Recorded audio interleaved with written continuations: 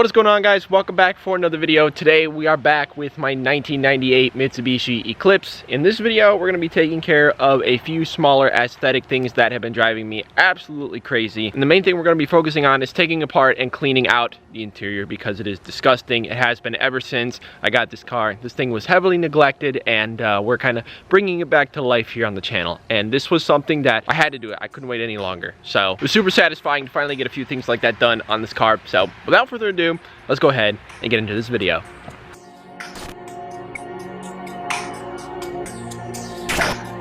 I can't feel no better.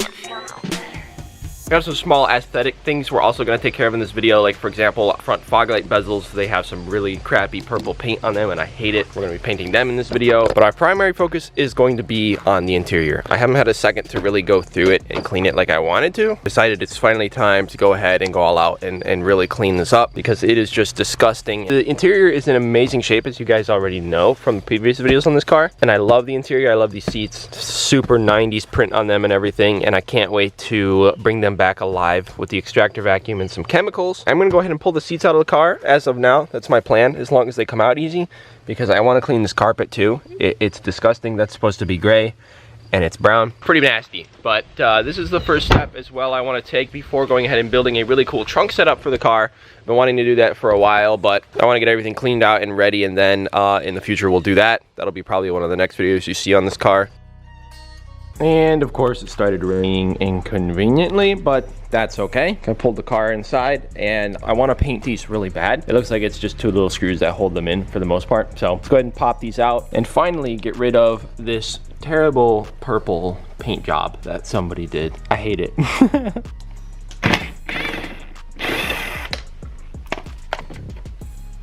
Oh, that was easy. And while I sit here crisscross applesauce on the floor sanding these, I figured it'd be a good opportunity to tell you guys about some of the stuff that I've been working on with this car recently that I want to kind of catch you up to speed on. Since we got the car running, there's obviously been some things that needed to be worked on that were still rough from when that happened. One of the main things I was dealing with right off the bat was a pretty big oil leak. I was consistently leaving puddles everywhere I went. Starting to worry that it was the head gasket. Maybe I got in a faulty head gasket or something happened when we were installing it. There are oil galleys that go up the back of the block, and oftentimes they will leak. I had the car jacked up safely and I started it up and idled it. And at idle, you can see in this clip here, I end up finding a solid drip coming from the oil pressure sensor. Apparently it's not too uncommon for them to go bad and to leak, so thankfully I had a spare one laying around from one of the other engines. I threw it in with some good thread tape and it's been fine since. Another thing that I did was I had a new shifter for the car. The car, when I bought it, had a super short throw shifter. I hated it, and Eli always picked on me about it. He was like, you need to get a new shifter. When we were at a junkyard more recently, there was an Eclipse there, and it had the OEM shifter and it was still in good shape. So I went ahead and stole that out of that Eclipse, and I went ahead and threw that in not long ago, so the shifter feels a lot better. So ironically, I backed the car in the shop and the shifter just decided to break. Yes. Yeah, and Eli hated the old shifter.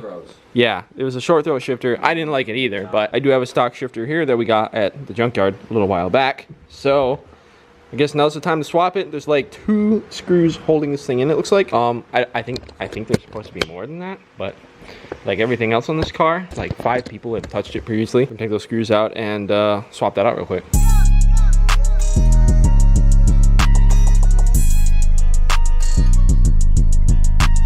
It's purple! Oh, it's purple! Yeah, somebody left a cotter pin out of here. Actually, there's no hole for a cotter pin. No wonder why it popped out.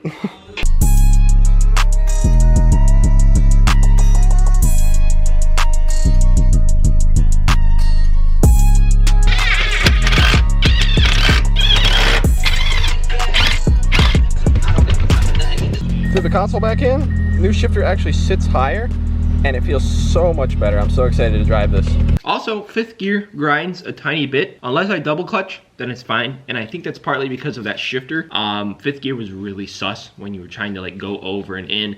And probably they were banging fifth a little too hard with that shifter too many times. And now it just always kind of grinds unless you double clutch, which kind of sucks, but it's fifth gear.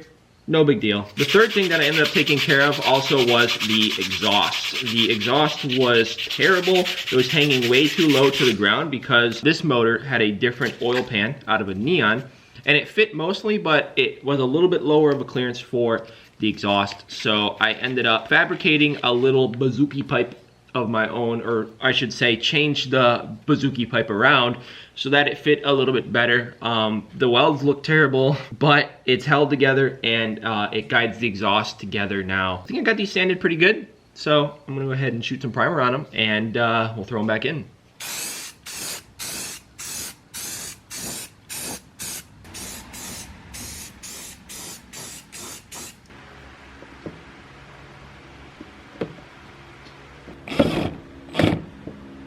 Oh, that is so much better.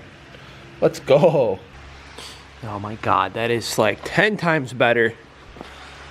Yes, those like threw the whole front end of the car off before, but now that looks a lot better. All right, ladies and gentlemen, back with the GoPro on the head. My apologies for the messy shop. We have a lot we're working on right now, and there will be a video probably soon on this as well. So just don't worry about it for now. But according to what I've seen on the internet, there's only 4 bolts that hold this seat in, and they are just under here. I think if I move the seat back all the way, I can get it. Okay, yeah, this one right here and this one right here, and then I'll slide it forward and get at the rear too. They look pretty rusty though, so hopefully they'll come out all right.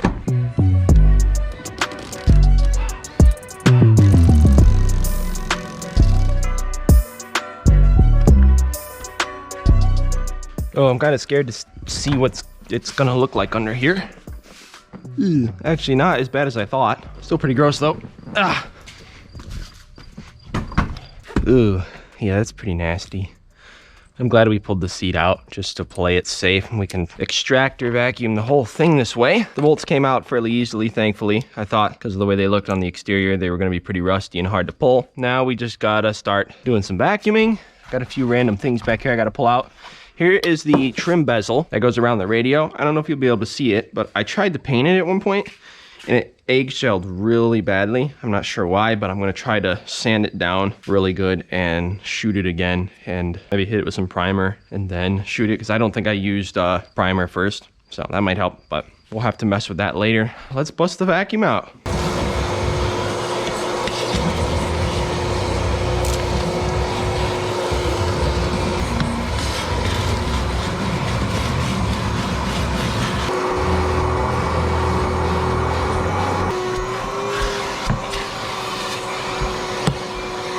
So this right here is a little extractor vacuum. I love this little thing. It's a very handy thing to have because it can make it possible to clean up messes like this. As we all know, there's a lot of different detailing chemicals for interiors and everything as far as car stuff is concerned. But as far as doing stuff like this and any major stains on any cloth or carpet in cars, the only thing I've had luck with is using something like this. This is essentially a like laundry pre-wash, or it says laundry and more. It's like just OxyClean, not sponsored or anything, but this is just what I've used in the past. It's a basic like laundry stain remover. This stuff works the best of anything, any other soaps and shampoos and whatever else. Literally stuff like this, if you just soak it with this first, let it set for a little bit before you start extractor vacuuming, maybe even use a little plastic brush to scrub it in and just soak it. Use a bunch of this crap. That's what I'm gonna do with this today, and you'll see for yourself the results. It's gonna take a lot of work with the extractor vacuum as well to get that all sucked up out, but I have faith that we can get it looking a lot better and a lot more clean. As we go, you'll see the water will get cleaner and cleaner, and that's how we know that we're getting close to done. It's gonna take some time, but I'm ready for it. So let's dive into this. Now that we got it all vacuumed out, we're good to go.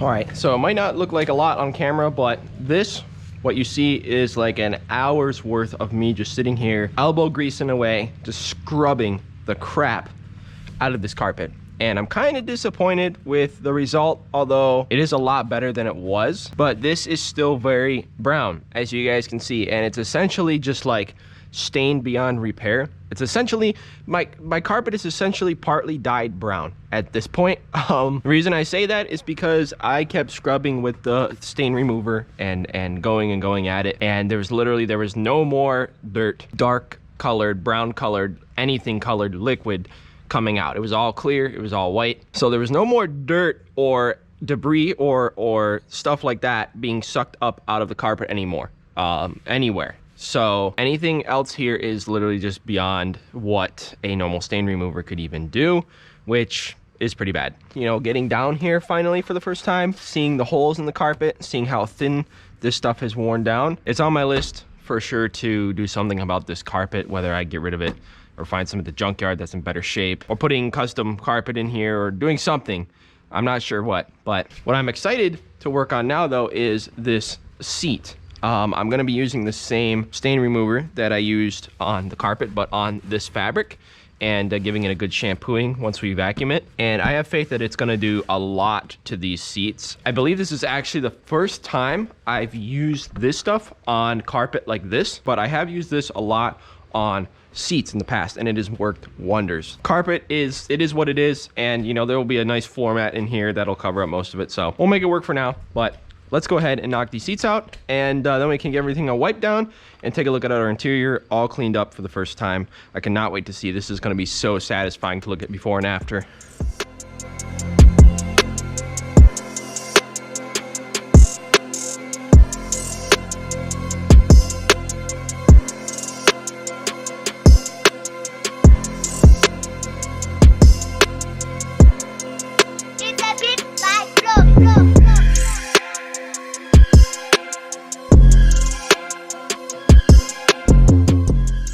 All right, got both the seats knocked out and done. They're looking 10 times better already. I can't wait to see them like completely dry, but they are so much better already. I'm really hyped on how that turned out. I had just enough of this to finish up the seats too. I thought I had another bottle, but apparently not. So it looks like I've gone as far as I can with the carpeting and everything for today. We did our best, and it's better than it was, but in the future, I need new carpet, and I'll do all the back seats. It looks like there wasn't a lot of traffic in the back seats anyway. I was able to get them a little bit cleaned up. I wasn't able to like fully shampoo them and everything like I wanted for today, but we got them good enough. Now we just got to finish giving everything a wipe down. I have some quick detailer here for interiors, and I'm just gonna go ahead and give everything a wipe down. The dash is covered in dust. I don't know if you'll see that on camera, but dust everywhere, shoe marks and everything on the doors and stuff. So we're gonna hit everything real quick, and then we'll hit everything with some protectant, all the plastic surfaces and everything, get her looking better.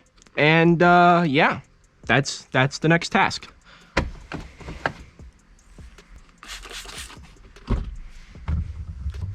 I would like to get a new shifter for this. I'm a big fan of ball shifters, but I don't know. I have a ball shifter, but it didn't fit like I had hoped. So I gotta find a shifter. Should we build custom Jimmy Cruiser shifters that have like a picture of a PT Cruiser on them? That'd be kind of funny. This knob is fading too. I'm gonna have to use some glass cleaner or something on this touchscreen radio, but that'll get the majority of the nastiness off of it. Before I fold my rag, I'm gonna go ahead and just douse these cup holders that are full of just nastiness from all the spilled drinks over the years, and give it a good wiping out first. I'll have to get some Q-tips out. I love keeping a bunch of Q-tips on hand because honestly, as far as like the corners of things like this are concerned, they're really the only thing that works, and you can dispose of them very quickly and easily. You just got to go through a lot of them when you do a job like this, but it does the job better than anything I've ever used. I'd kind of like to get a new wheel for this car. The wheel, stock wheel that is in this, is like oddly large, I feel like. I don't know, maybe that's just me, but I would like to get something. I'm not gonna get a quick release though, because I find quick releases extremely cringe. And cars like this that make, you know, 140 horsepower and don't go on the track ever. But I mean, to each their own. That's something I've never been a fan of personally. If any of you guys have any recommendations for custom wheel companies, or a wheel that you would recommend for this car, leave it down below because I would love to hear it. I don't know a ton about wheels. I've never bought one before. Oh, that looks a lot better already. Wow, I can actually see the gauges. fold this again. I'll go ahead and hit the dashboard real quick, and then we can hit the doors, and then I'll get my special tools out to go in the vents and all the tight places, and then we'll be good. Just gonna move this 100% legally placed license plate out of my way. All right, now we're gonna put this completely legal license plate back in its spot.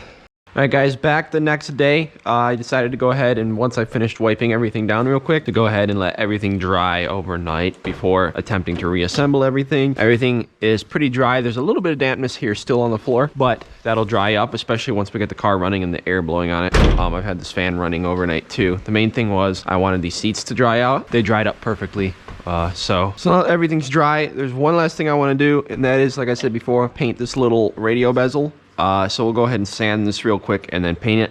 It is super cold out today. It was nice and warm yesterday, and now today everything's cold. We got storms overnight, and now I'm freezing. It's like 55, which, I mean, isn't that cold, but considering that it was like 80 the day before, it feels really bad. Thought about making day in the life videos in the past, and then I realized that this is all it would be. I start sanding something like a radio bezel, and the next thing I know, it's time to go to bed again.